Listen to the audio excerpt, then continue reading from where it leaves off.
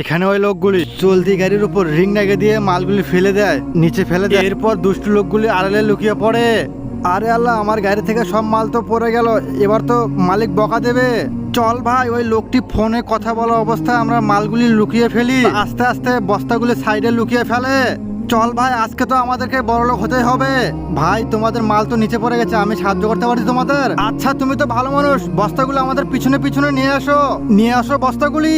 হঠাৎ করে গাড়ির মালিক ফোনে চলে আসে। মালিক এসে জিজ্ঞেস করে, সব গাড়ির মাল ঠিক আছে তো? এখানে কোনো কিছু হয়েছে, বুদ্ধি দিয়ে কাজ করতে হবে। আর ওই লোকগুলি বুদ্ধি করে মালগুলি সাইডে কেমনে আনবো। আবার মাল চুরি করতে গাড়ির কাছে চলে আসে। আরে এটা তো মনে হচ্ছে চোর। আরে ভাই, আমি চোর না।